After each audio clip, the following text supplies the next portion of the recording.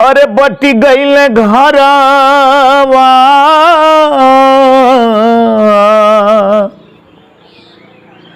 बटी गईल घरवा दुआर पाई पाई त केकरा में बाबू रही हैं केकरा में माई केकरा में बाबू रही हैं केकरा में माई।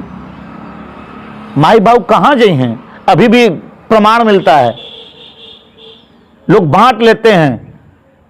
माँ अपने से खाना बनाती है, अपने पति को देती है, चारों बेटे मुस्कुरा के अपना खाते हैं। माँ के घर में क्या है क्या नहीं है बताइए। उनकी होने वाली संतान कैसी होगी? संतान भी तो सीख रही है कि हमको भी कल बांटना है। बच्चों को यही सिखाते हैं, बेटा दादाजी उनकी थाली उठाओ, उनका सेवा करो, तब तुम्हारा बेटा होगा तो मेरा सेवा करेगा। हम यहाँ तक सोचते हैं। हम भी कल बुजुर्ग होंगे, आप भी कल बुजुर्ग होंगे।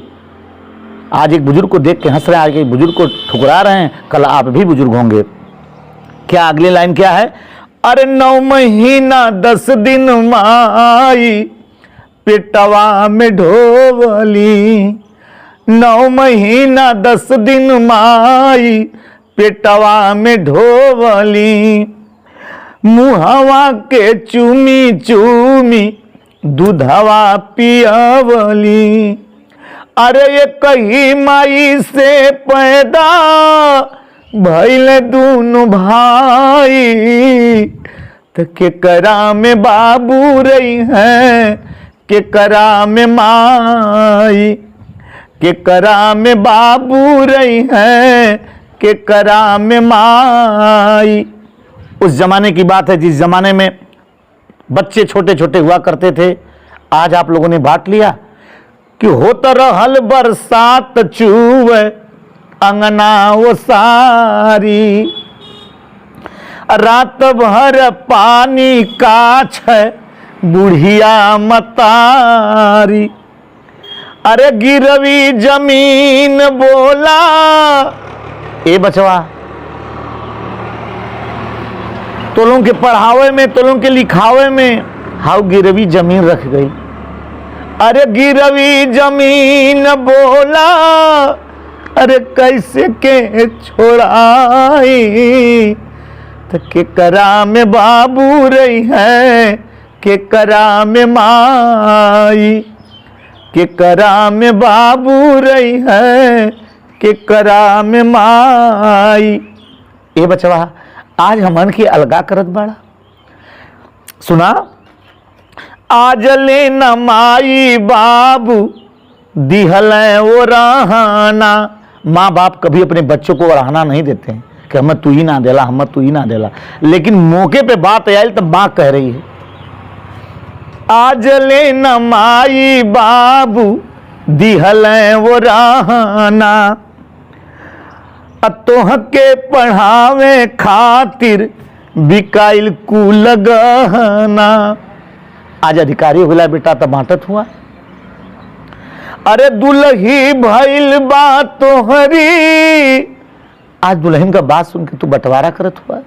अरे दुल्हन भइल बा तोहरी देखा लक्ष्मी बाई तो केकरा में बाबू रही है केकरा में माई।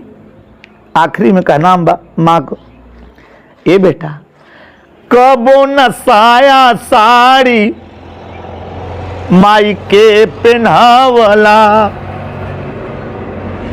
अरे कबो न साया साड़ी माई के पहनावला। अब बाबूजी के दफ्तर में ए बेटवा तोहार बाबूजी तोरे दफ्तर में चल गई न, वही बाबूजी के नौकर बतौला कि हमारे घर का नौकर हूं। कब नहीं साया साड़ी माई के पहनावला, बाबूजी के दफ्तर में नौकर बतावला। अरे संतोष मधुर गावे गीत समझाई तो केकरा में बाबू रही है के करा में माई, के करा में बाबू रही हैं, के करा में माई। ऐसा नहीं होना चाहिए। हर बच्चे को सोचना चाहिए कि माँ मुझे 9 महीना गोद में ढोई है। पत्नी भी जरूरी है, माँ भी जरूरी है। आप तराजू बनिए, दोनों लोगों को बराबर रखिए। माँ माँ होती हैं, पत्नी पत्नी होती हैं। जो पत्नी कर देंगी माँ कभी नहीं कर पाएंगी, लेकिन जो माँ कर देंगी वो पत्नी नहीं कर पाएंगी। सबको एक बराबर तौलिए।